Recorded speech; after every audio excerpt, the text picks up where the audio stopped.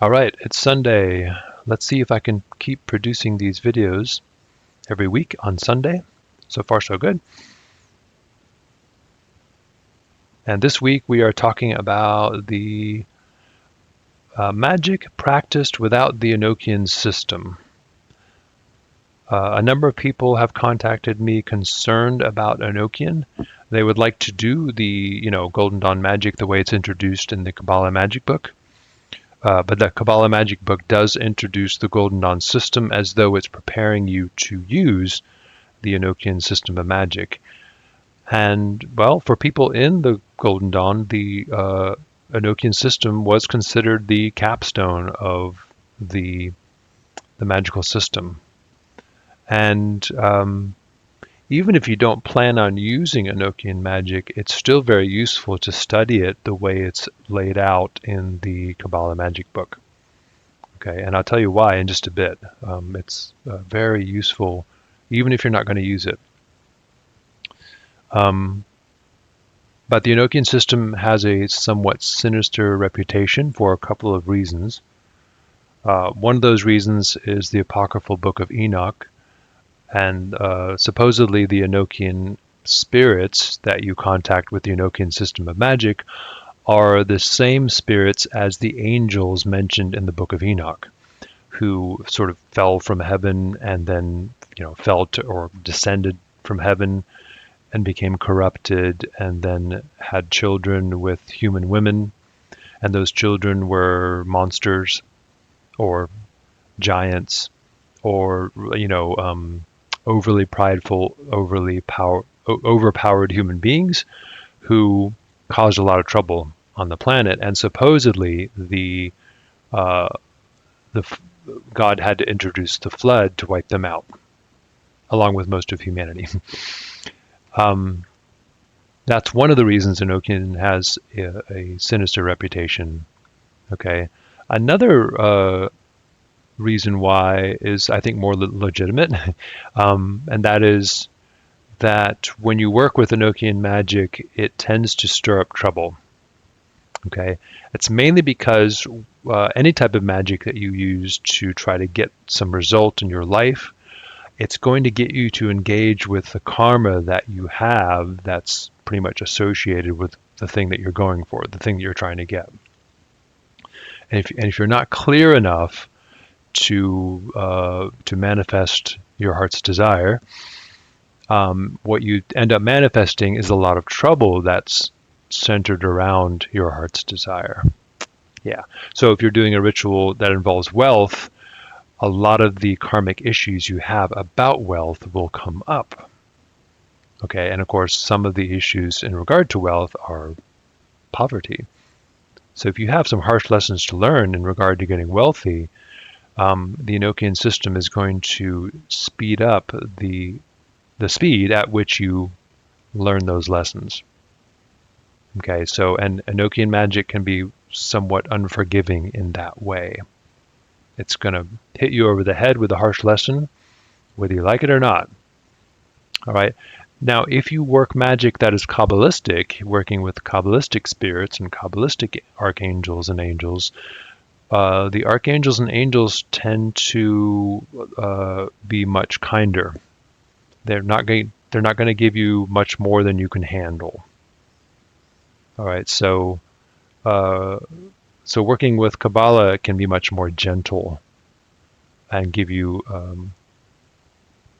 So even though you can't, if you have a lot of karmic issues around something and you're having trouble manifesting because of that, the Kabbalistic system will help you work through that in a gradual sort of way, instead of sort of clobber you over the head all at once with your karma. All right, so if you would like to remove the Enochian system from the Kabbalah Magic Book and you just want to practice the Kabbalistic aspects of the system, I'm creating this video to show you how to do that. And if you are practicing Golden Dawn magic and you would like to remove the Enochian from some of its rituals, that's what I'm going to show you here. Okay. The main thing that the Kabbalah Magic book introduces you to in the Enochian system is this system of tablets here. These are the 4 terrestrial watchtowers. Each of the 4 tablets that are at the top there, each of them corresponds to one of the 4 elements. There's air, water, earth, and fire there. And that smaller tablet at the bottom is the tablet of union, or the tablet of spirit.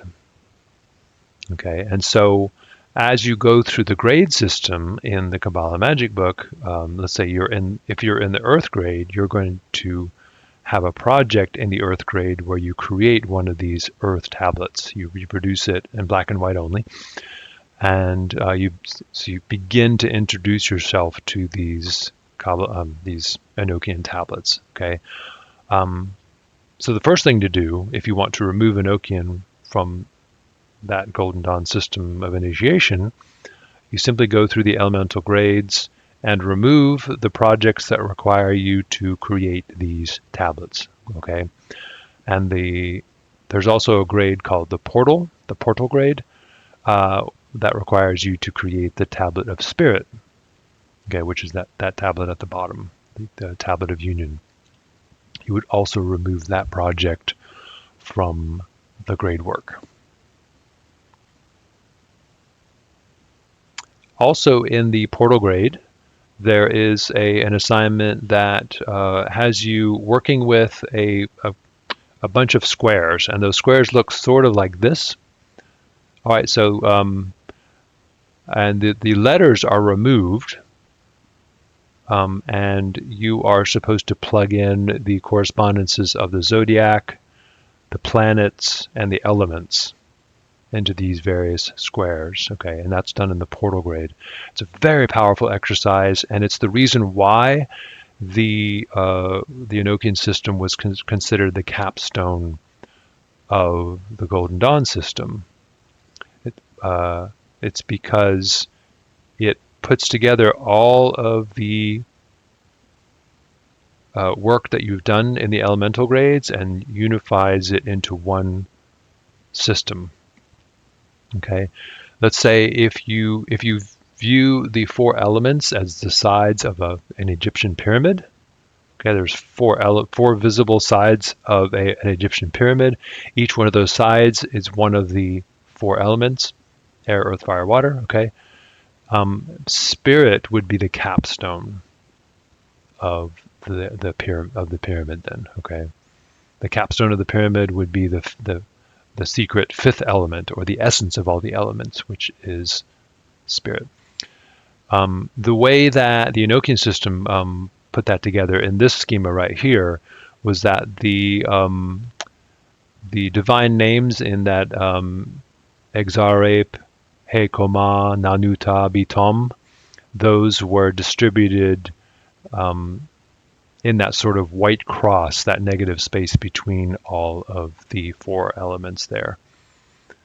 And so those words of spirit were considered as like flowing outward from the center. And these are like the 4 rivers of paradise.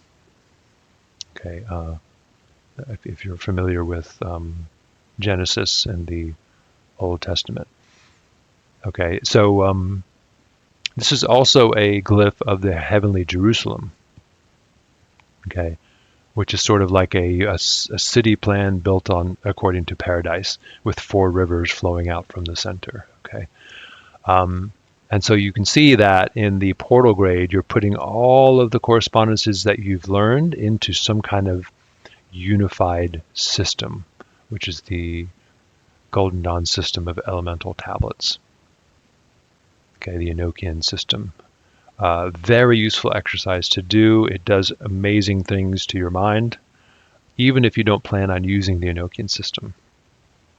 But you can simply remove that exercise. So in the portal grade, where you are required to plug in the astrological correspondences and the elemental correspondences into that grid of squares, you can simply remove that assignment to remove Enochian from that grade. Also in the portal grade, there is a ritual called the Rose Cross ritual. And the Rose Cross introduces the analysis of the key word. The analysis of a key word is something that you have been practicing in all 4 of the elemental grades, but in the portal grade, it gets a revision. Okay, and that revision has some Enochian words of power in it. It has these Enochian words. Those Enochian words can simply be removed from the ritual. It's as simple as that. Just cross them out, don't use them. All right. Then also in the portal grade, there is a ritual called the Supreme Invoking Ritual of the Pentagram. That also has Enochian words of power in it, which can be removed and replaced with Kabbalistic names. All right. And by then, you probably should be able to figure it out, like which names you could actually plug in place of the Enochian ones. But I'm going to tell you just in case. So in the Supreme Invoking Ritual of the Pentagram, a new pentagram is introduced, and that is the pentagram of spirit. But there are 2 of them. Okay, so normally when you invoke one of the elements, you draw a line towards that point of the pentagram. But for spirit, we don't do that. Spirit is the topmost point, and as you can see, when we invoke spirit, we invoke an active form, which is that top pentagram, and a passive form, which is that bottom pentagram. You might want to consider these sort of like the wings of the elements. There's got to have 2 wings, right, in order to fly up to the spirit, something like that. And the examples given here are when you invoke spirit in the south, you use bitom and eheye. So bitom is an Enochian word, which we're going to change, okay? And then if you were facing west, hekoma is an Enochian word, okay? And that we're also going to replace. The 2 divine names, Eheye and Agala, those are Hebrew, those are Kabbalistic. Those can remain, okay? So what we're going to replace are bitom and hekoma. Okay, there's also exare and nanuta, which we would also replace from the east and from the north. But it's quite easy to do that, okay? But when we're invoking spirit, what Kabbalistic names can we use? Okay, well, we already know that. It's the Pentagrammaton, okay? So as you probably already know, the Tetragrammaton, tetra means 4 in Greek. Tetragrammaton means 4-letter name. So the 4-letter name of God is Yod He Vav He. It's from right to left, okay? That name up top, which is the 4 letters, Yod He Vav He. The standard anglicized pronunciation of that is Jehovah, and sometimes it's pronounced Yahovah or Yahovo.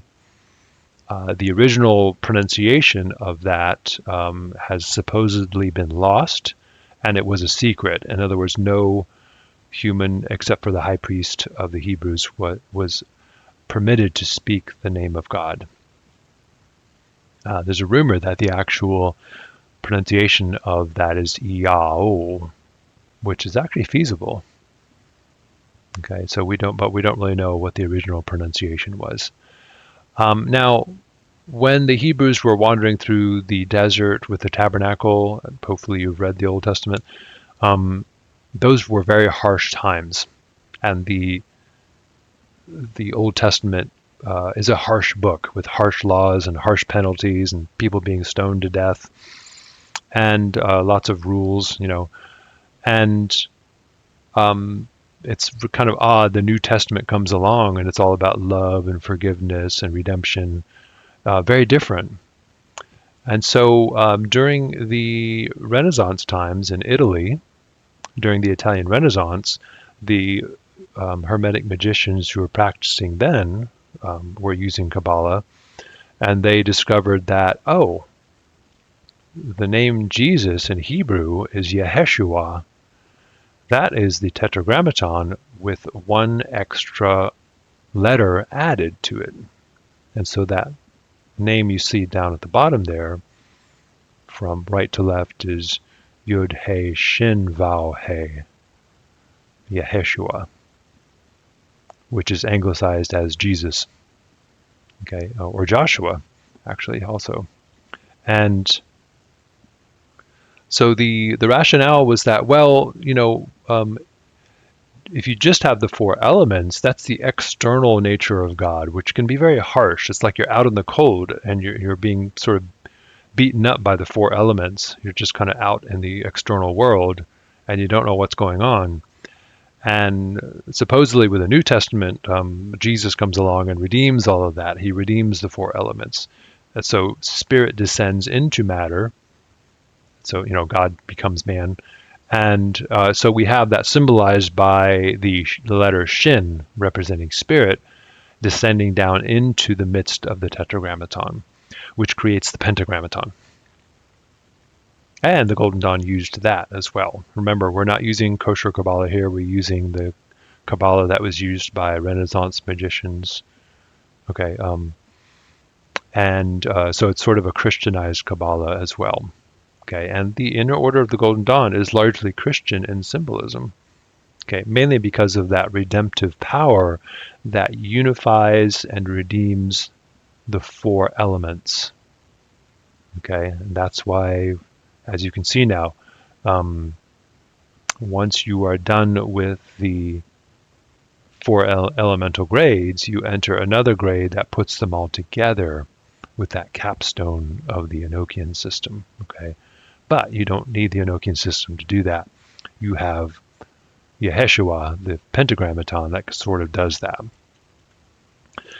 Now, there are two forms of the Pentagrammaton. Only one of them is given here, and that's the passive form, Yeshua, Jesus. Okay, that's the passive form. There's also an active form. And if you look at, let me see, yeah, here we go. I'm going to back up again for a second. So if you notice that the pentagram there, if you read the letters around the pentagram counterclockwise, it's Yeshua. That's the passive form of the Pentagrammaton. When you read them the other way around, you start at the fire point, but then you go clockwise, it's Yehovah Shah. Yud He Vau Shin He. That's the active form of the Pentagrammaton. So you have a passive name for spirit and an active name for spirit. All right, and those take these two forms then. The passive form is pretty much Jesus or Yeshua, and then the active form is Yehovah Shah. And these are the Hebrew names that you would use to replace the Enochian ones. And so those Enochian pentagrams, instead of Bitom Eheye and Hekoma Agala, you would simply say Yehovah Shah Eheye and Yeshua Agala. Okay, you'd be vibrating these as you draw them, okay? And notice how this topmost pentagram is done in the south in the quarter of fire, and the bottom one for Hekoma, that's done in the west for water. Okay, there are also pentagrams drawn in the east and the north, and those have the Exarpe and the other name for earth from the Tablet of Union. Okay, we wouldn't use those. So Air, we would use the active invoking pentagram of spirit, which would simply be Yehovah Shah. And for earth, we would use the passive pentagram, where we would use Yeshua. I'm going to talk about that a little bit more here. Also, in ritual up until that point, the student has only been circumambulating, walking around the circle clockwise, along with the sun. Okay, so we always walk in one's ritual space, if it's large enough. We always walk clockwise. Okay, it's also called sunwise, because the sun in the northern hemisphere goes around us in a clockwise fashion. Okay, and we avoid walking counterclockwise. Okay, that's because we want to go with the flow of reality, with the manifesting power of spirit. Okay, if you go counterclockwise, you're working against the manifesting power of spirit. All right, and so supposedly the student doesn't know how to walk counterclockwise yet. Okay, without being sort of, I don't know, sacrilegious or something like that.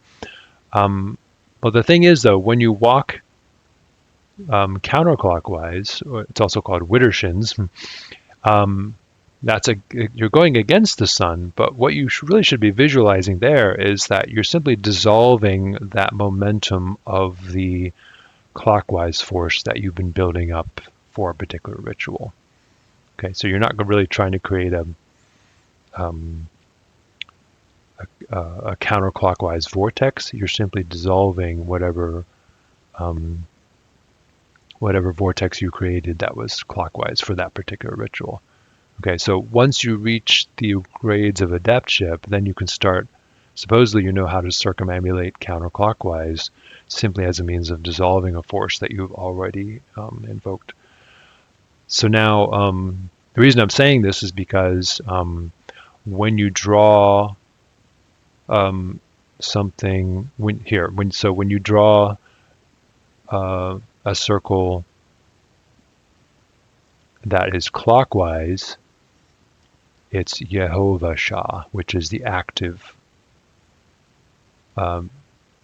name of spirit. Okay, so when you're manifesting something, it's Yehovah Shah. When you are then resolving it back into perfect peace, in other words, just dissipating it, it's Yeshua.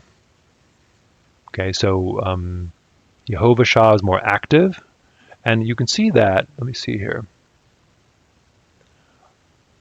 In the active form of the Pentagrammaton, the letter Shin has descended down lower, so it's more manifest.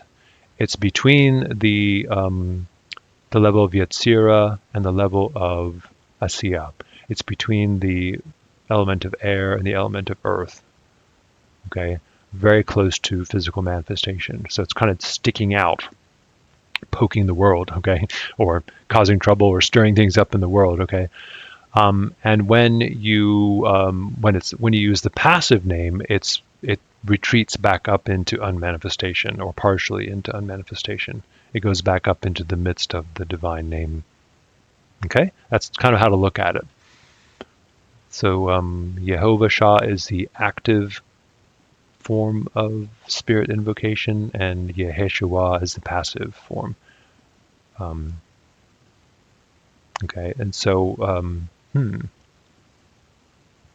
they both invoke spirit, but one is sort of an active form, which is dynamic, it gets things moving, and the other one is more of a descent of the letter Shin into the midst of the elements to make them harmonious and peaceful, and sort of have them sit around and do nothing. All right. Yes, Yehovah Shah is active and Yeshua is passive. Hope that helps. You can see now, once you do this, you can remove the Enochian names of power, and you don't have to deal with the Enochian system at all. And you're still going to have a pretty cool system of initiation working for you.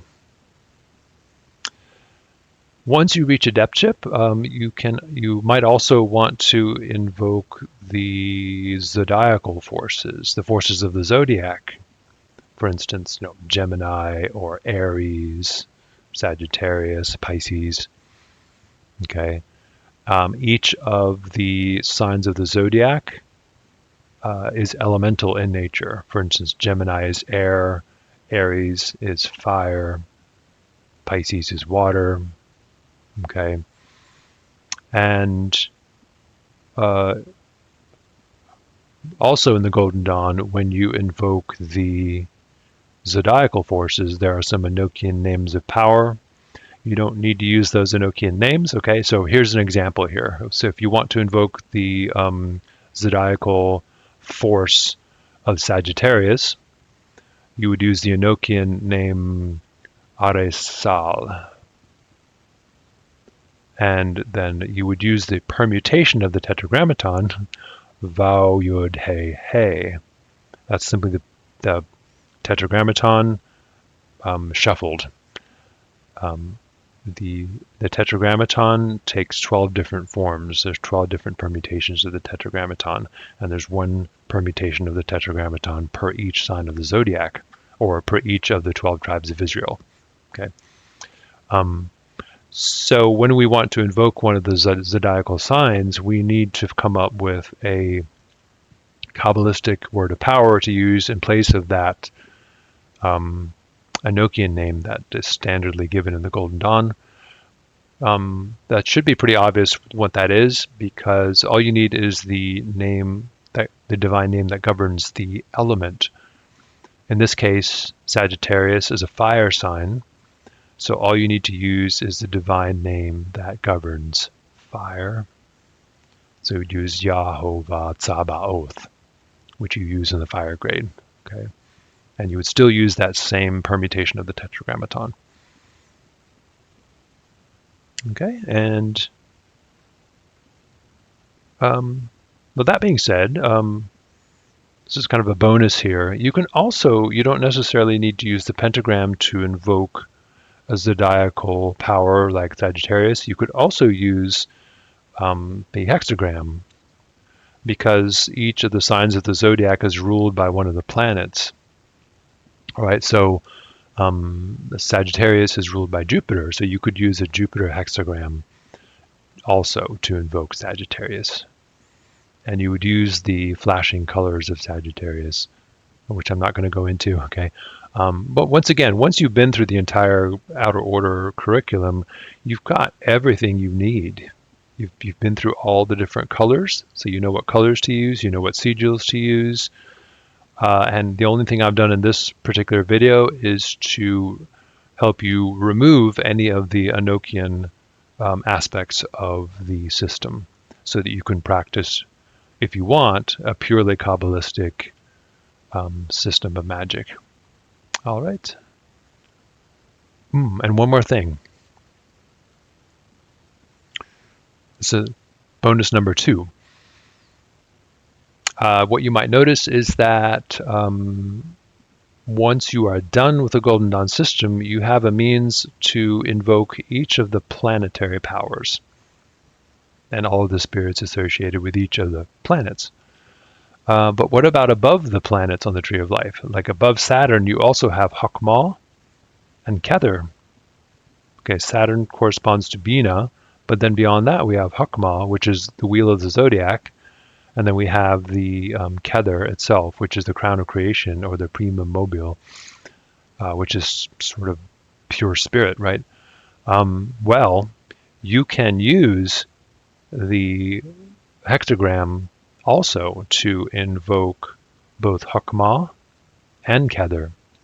You would simply use the invoking hexagram of Saturn, but you would, instead of using divine names, you would use Ararita, but instead of using the divine name associated with Saturn, you would use the divine name associated with Chokmah or with Kether. So you would use Ararita, and the color of the hexagram would be the color of the Sphira, Chokmah or Kether. and the divine name, and you have to come up with a sigil though for Hakma and for Kether, which I'm not going to give you here. Okay, I've come up with sigils of my own, but there are sigils given in the Golden Dawn textbook, but which you could use or come up with your own. All right, but just so you know, you don't need to have other types of figures. All you really need is the pentagram and the hexagram to invoke various forces. You don't need the septagram or octagram. Okay. All right. Well, I know that was a very technical video. That's for people who are really into the technical aspects of magic. All right. I hope it was helpful, and I think it's perfectly feasible for someone to remove the Enochian aspects of the Kabbalah magic curriculum and do just fine. You would do just fine. All right. Until next time.